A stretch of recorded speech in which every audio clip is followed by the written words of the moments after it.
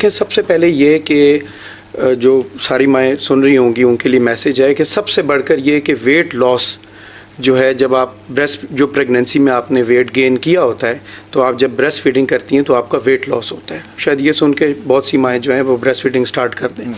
उसके बाद दूसरा ये कि आपका यूट्रस जो है कॉन्ट्रैक्ट करता है, जो कि उसका साइज़ बड़ा होता है। जब आप ब्रेस्ट फीडिंग करती हैं तो उसमें कॉन्ट्रैक्ट हो जाता है। फिर आगे अब जो रिसर्च हुई है ब्रेस्ट कैंसर में, कि जो ब्रेस्ट कैंसर के जो आपकी इम्कानात हैं वो बहुत कम होते हैं उन माओं में जिन्होंने एक्सक्लूसिवली ब्रेस्ट फेड किया होता है।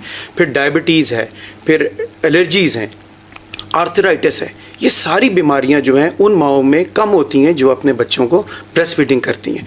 तो उसमें यह है कि बेनिफिशियल है, लेकिन खुदा ना खास्ता अगर किसी वजह से आप नहीं बच्चे को पिला सकते तो कोई ऐसी चीज़ नहीं है, या आप इतना ज़्यादा इमोशनली या डिप्रेस ना हो जाएं कि हम बच्चे को नहीं पिला सके। अगर कोई जेन्युइन रीज़न है या आपके डॉक्टर ने आपको मना किया हुआ है तो फिर आप इतने परेशान या इतने एंशियस ना हो कि आप डिप्रेशन में चले जाएं। वो ज़्यादा ख़तरनाक होगा बनिस्बत इसके कि शायद कोई आप फार्मूला मिल बच्चे को लगा दें।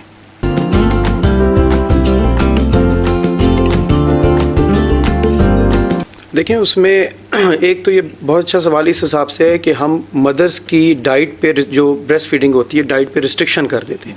तो मदर की फीड पे कोई रिस्ट्रिक्शन नहीं है, सिवाय इसके कि मदर खुद, जाहिर बात है कि उनकी बॉन्डिंग होती है। मदर इट्सेल्फ इतनी आप ये कह लें कि हमसे कहीं ज़्यादा उसकी ऑब्जर्वेशन होती है माँ की अपने बच्चे के साथ, कि उसको अंदाज़ा हो जाता है कि मैं कोई चीज़ ऐसी खाती हूँ तो मेरे बच्चे को ऐसा होता है, या कोई गैस बन जाती है, या कोई एलर्जिक रिएक्शन होता है, जिस्म पे कोई दाने वगैरह हो जाते हैं, तो वो उस चीज़ को अवॉइड कर सकती है। जहाँ तक आपने गैस का सवाल पूछा, इसमें दो तीन चीज़ें। एक तो ये कि जैसे आपने पिछला सवाल पूछा था, पहले तो नाइट टाइम फीडिंग है।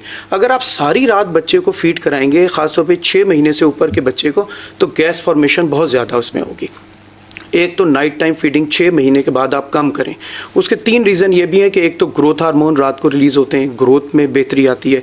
सेकेंडली इम्यूनिटी, साइटोकाइंस आपके रात को बनते हैं। और थर्डली अभी हार्वर्ड की एक रिसर्च भी आई है कि ओबेसिटी, जो 6 महीने से ज़्यादा रात को फीडिंग करते हैं, क्योंकि पेरेंट जब भी बच्चा रोता है तो उसको वो फीड लगा देते हैं, उससे ओबेसिटी बहुत होती है। तो गैस का ये है कि एक तो बर्ब्स दिलाएं, बच्चे को फ्रीक्वेंट बर्ब्स दिलवाएं। दूसरा ये कि जब भी आप फीड कर रहे हैं तो 2 हिस्सों में फीड करवाएं, एक ही गो में फीड ना करवाएं, उनमें वक्फा दें। फिर ये कि जब भी बच्चा रोए बार बार उसे फीड ना करवाएं, एटलीस्ट 1.5 से 2 घंटे का वक्फा दें उसको फीड कराने में, क्योंकि आप जब बार बार फीड कराएंगे तो उसको गैस फॉर्मेशन ज़्यादा होगी। और थर्डली ये कि 4 मंथ तक थोड़ा बहुत कॉलिक होता है, इसको बर्दाश्त करें। जो ओवर द काउंटर आप ड्रग्स लेके इस्तेमाल करते हैं उनका नुकसान हो सकता है।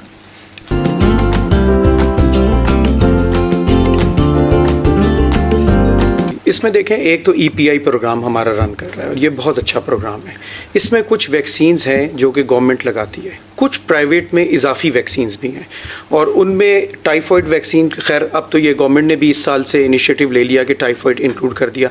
हमारे पास जो प्राइवेट में वैक्सीन है वो है मेनिंजाइटिस की, वो है हेपेटाइटिस A की, वो है चिकन पॉक्स की, और MMR वैक्सीन। जो गवर्नमेंट EPI प्रोग्राम में वो सिर्फ मीजल्स की है। जो हमारे पास है वो मम्स, मीजल्स एंड रुबेला है। और इसमें हमारे पास इंजेक्टेबल पोलियो है, क्योंकि शायद मेरे ख्याल से अब इन्होंने इंक्लूड किया है कि 1 डोज पोलियो की भी EPI में लगेगी। लेकिन ये जो वैक्सीन्स हैं ये भी लगाना ज़रूरी है, क्योंकि जाहिर बात है कि अब तो कोरोना की वजह से हर बंदे को पता लग गया कि वैक्सीन की क्या अफादियत होती है। तो मेरे ख्याल से ये सारी डिजीज़ जो हैं इनके टीके लगाना ज़रूरी है। लेकिन अगर किसी वजह से आप प्राइवेट नहीं लगवा सकते तो कम से कम EPI की जो वैक्सीन है, जो कि बहुत अच्छी मुफीद है, ये आप मुकम्मल लगवाएं। ये गवर्नमेंट नहीं लगा रही, ये आपको खुद लगवानी पड़ेगी। कुछ ये है जो प्राइवेट में, ये आपको खुद लगवानी पड़ती है।